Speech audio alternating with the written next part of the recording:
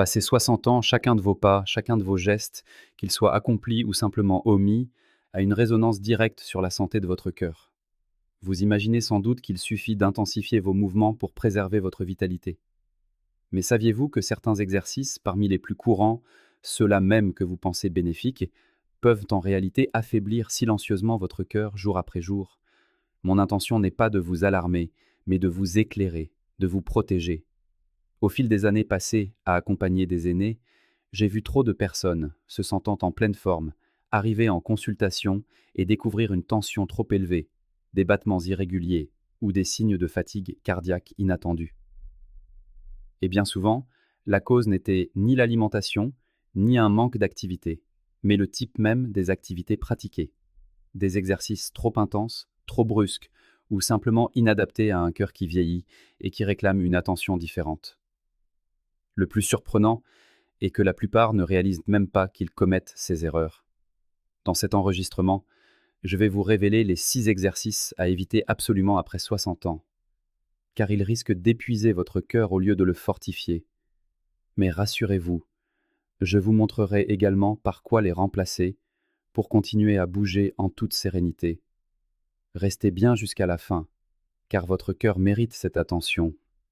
Et l'erreur numéro 1 pourrait bien être celle que vous avez commise aujourd'hui même, sans le savoir.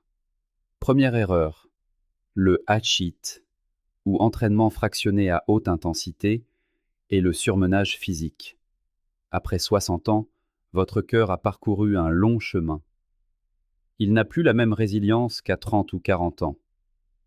Il est devenu plus précieux, plus sensible, et tolère mal les extrêmes. C'est pourquoi le HIIT, ces séances à la mode où des efforts intenses succèdent à de courtes pauses, peut se transformer en un véritable danger. J'ai vu tant de personnes se lancer dans ces entraînements, persuadées de bien faire, convaincues que plus on transpire, plus on vit longtemps. Mais la réalité, c'est que ce déchaînement d'énergie impose une contrainte brutale sur un cœur qui compose déjà avec l'âge, l'hypertension ou des artères qui se rigidifient. Lorsque vous vous poussez jusqu'à l'essoufflement, votre cœur est forcé de battre plus vite et plus fort que sa zone de sécurité ne le permet. Pour beaucoup, cela n'apporte pas la force, mais un risque. Le piège le plus sournois, les dommages ne sont pas toujours immédiats.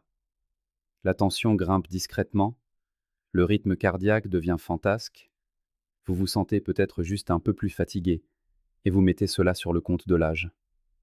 Mais pendant ce temps, votre cœur, en silence, tire la sonnette d'alarme.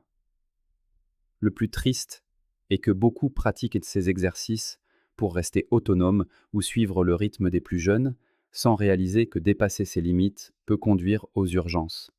Le sport doit être une caresse pour le cœur, pas une agression. À la place, préférez la marche douce, le tai chi ou la natation tranquille.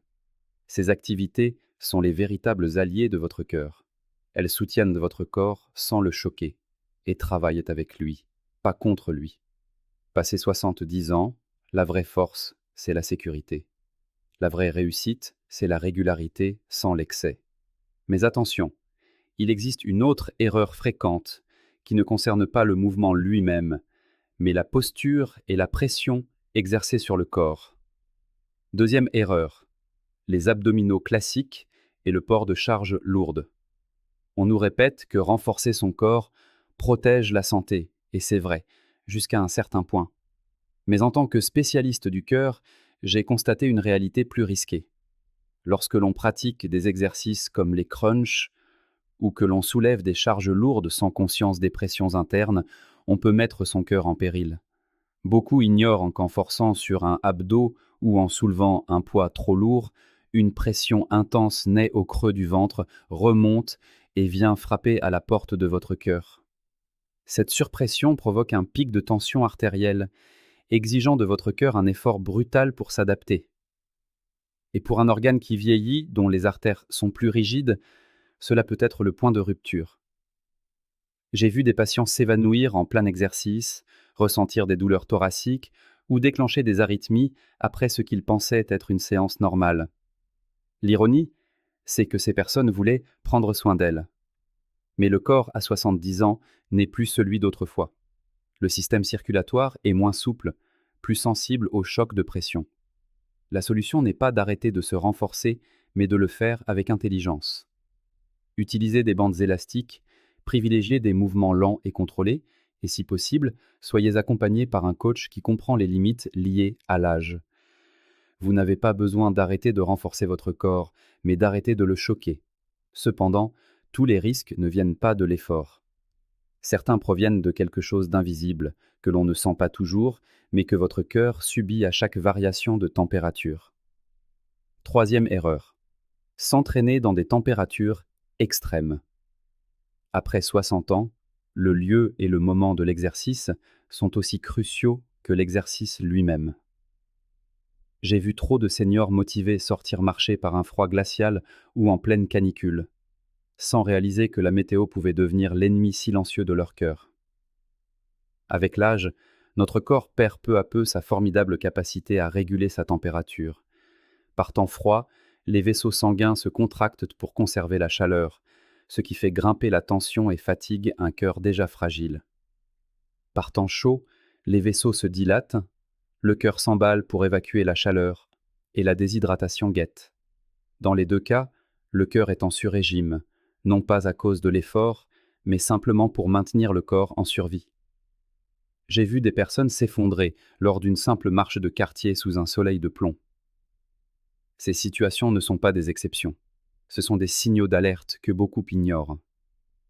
L'exercice doit être un soin, pas un risque. Privilégiez des lieux intérieurs tempérés, hydratez-vous abondamment. Et surtout, apprenez à écouter les murmures de votre corps avant qu'il ne soit obligé de crier. Mais la météo n'est qu'un ennemi extérieur.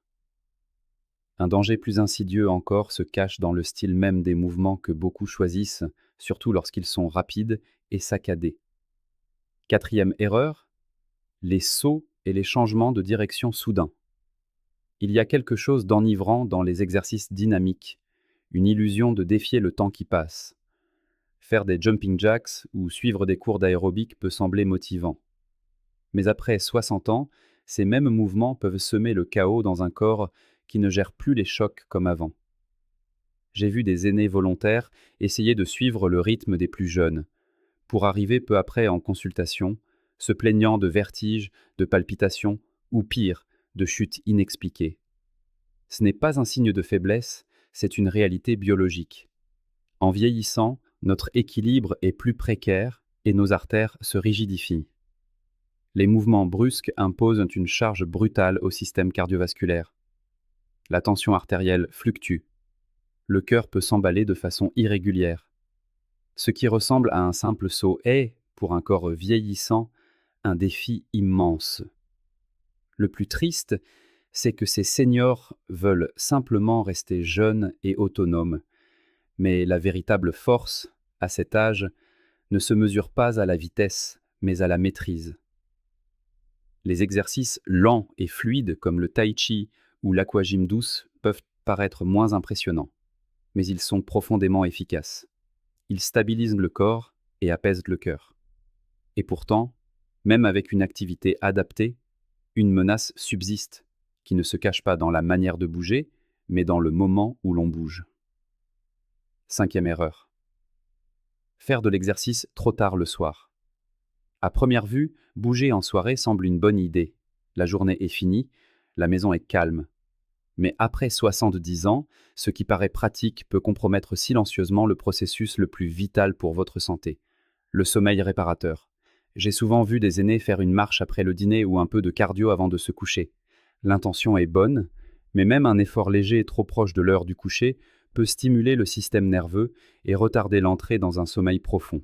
C'est comme sonner une cloche d'éveil au moment même où votre corps aspire au silence. En vieillissant, nos rythmes internes sont plus sensibles. Et voici le danger. Un mauvais sommeil est directement lié à une tension plus élevée, à plus d'inflammation et à des troubles du rythme cardiaque. Votre cœur a autant besoin de repos que vos muscles, sinon plus. En sacrifiant votre sommeil pour une activité tardive, vous le privez de son moment de régénération le plus précieux. Il ne s'agit pas de cesser de bouger, mais de respecter les cycles naturels de votre corps. Pratiquez votre activité le matin ou en début d'après-midi. Laissez vos soirées être un temps pour ralentir, pas pour accélérer.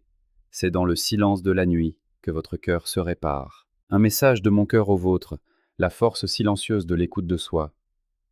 Si vous êtes encore là, merci. Cela montre que vous cherchez non pas seulement à vivre plus longtemps, mais à vivre mieux. Et aujourd'hui, je ne vous parle pas en tant que médecin, mais d'âme à âme. J'ai passé trop d'années aux côtés de seniors forts, sages, pleins de vie, jusqu'à ce qu'un seul exercice, une seule habitude, vienne tout bouleverser. Et si souvent, ils disaient la même phrase. Je ne pensais pas que c'était si grave. Cette phrase me hante, car après 60 ans, chaque détail compte. Votre cœur qui bat pour vous sans relâche depuis des décennies, vous le demande. Parfois vous le supplie. Vous n'avez pas besoin de vous entraîner comme à 30 ans, ni de courir après une image idéalisée du vieillissement. Ce dont vous avez besoin, c'est de constance, de bienveillance et de conscience. Il n'y a pas de médaille pour le surmenage. Il n'y a que cette récompense précieuse et silencieuse. Se réveiller chaque matin avec un cœur apaisé. Oubliez l'idée que plus est synonyme de mieux. La sagesse est de choisir mieux et non plus dur.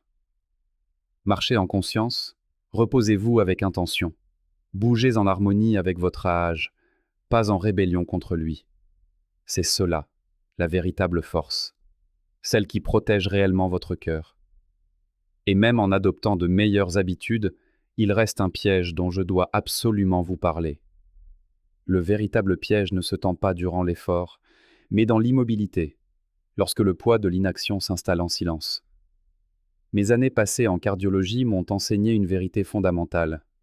Le cœur est de ces compagnons discrets qui demandent peu, mais donnent tout. Il bat sans ordre, vous porte à travers chaque émotion, chaque pas, chaque année de votre vie. Pourtant, passé 60 ans, ce cœur fidèle a besoin de votre écoute.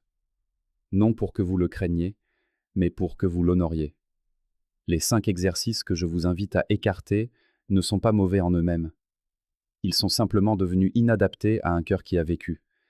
Ce qui vous paraissait autrefois dynamisant risque aujourd'hui de vous épuiser. Ce qui renforçait votre corps hier peut à présent le fragiliser. Et ce n'est pas grave. Vieillir n'est pas une faiblesse, c'est une sagesse. Désormais, votre chemin n'est plus de forcer, mais de bouger avec intelligence, de respirer avec profondeur, et de choisir ce qui répare plutôt que ce qui abîme. Car la véritable santé ne se mesure ni à la sueur, ni à la vitesse. Elle réside dans la force tranquille de la régularité, de l'équilibre et de l'attention que vous vous portez. Alors, faites de ce jour le premier où vous choisissez de protéger votre cœur, plutôt que de le mettre à l'épreuve.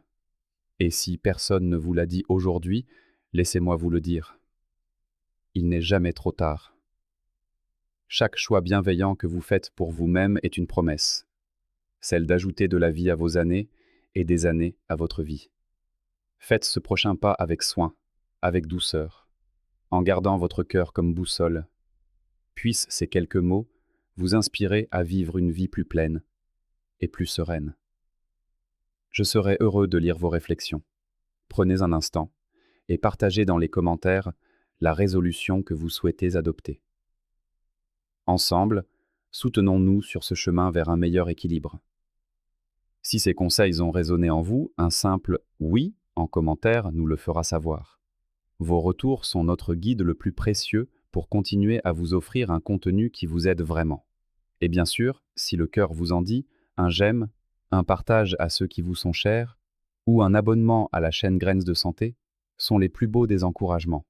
Ainsi, vous ne manquerez aucun de nos prochains conseils. Merci infiniment pour votre écoute.